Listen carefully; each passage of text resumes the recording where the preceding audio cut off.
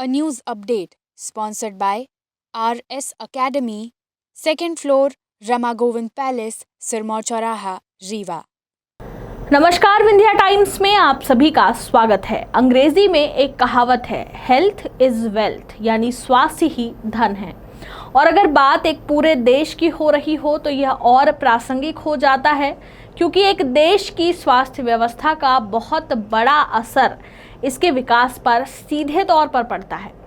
भारत की बात करें तो यह एक संघवादी ढांचा अपनाता है, जिसमें ताकत का विभाजन केंद्र और राज्यों के बीच होता है और दोनों के दायरे अलग अलग होते हैं। स्वास्थ्य की बात करें तो यह मुद्दा राज्य की झोली में आता है, यानी ये राज्य सरकार की जिम्मेदारी है कि वे एक सुचारू स्वास्थ्य व्यवस्था राज्य के नागरिकों को मुहैया करवाए। तो आइए मध्य प्रदेश की स्वास्थ्य व्यवस्था के बारे में विस्तार से जानते हैं। मातृ मृत्यु दर, नवजात शिशु मृत्यु दर, शिशु मृत्यु दर और कुपोषण में 4 ऐसे पैमाने हैं जिनके ऊपर किसी भी राज्य का स्वास्थ्य निर्भर करता है। वर्तमान में प्रदेश की मातृ मृत्यु दर, शिशु मृत्यु दर और नवजात मृत्यु दर का राष्ट्रीय औसत से अधिक होना राज्य सरकार के लिए चिंताजनक है।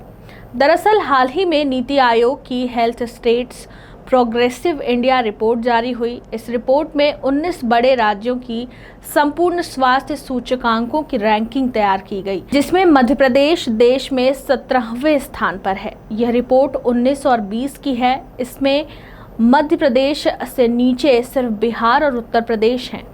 रिपोर्ट में मातृ एवं शिशु मृत्यु दर के मामले में मध्य प्रदेश की हालत बेहद खराब बताई गई है। प्रदेश में जन्म से 28 दिनों तक के बच्चों की मौत यानी नवजात शिशु की मृत्यु के मामले में मध्य प्रदेश देश में पहले नंबर पर है। 2018 और 19 में जहां शिशु मृत्यु दर 33 प्रति हजार थी, वहीं 2019 और 20 में 35 प्रति हजार हो गई है। 1 साल तक के बच्चों की सबसे ज्यादा मौत के मामले में मध्य प्रदेश की स्थिति पिछले 15 सालों से वही। महामारी के दौरान किस तरह से स्वास्थ्य सेवाओं की कलई खुली थी, उससे हम बेहतर वाकिफ हैं। हेल्थ स्टेट्स प्रोग्रेसिव इंडिया की रिपोर्ट्स आने के बाद राज्य सरकार सक्रिय हो गई है।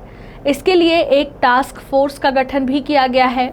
मातृ मृत्यु दर, शिशु मृत्यु दर और कुपोषण को कम करने के लिए राज्य सरकार ने अब 4 सदस्यों की एक टास्क फोर्स गठित की है और प्रधानमंत्री के एडवाइजरी काउंसिल की सदस्य रही शमिका रवि को टास्क फोर्स का अध्यक्ष। इसके अलावा राज्य ने कुछ स्वास्थ्य नीतियां लागू की हैं, जैसे आयुष्मान भारत योजना। यह योजना प्रधानमंत्री राष्ट्रीय स्वास्थ्य सुरक्षा मिशन के अंतर्गत मध्य प्रदेश में 15 अगस्त 2018 से लागू है।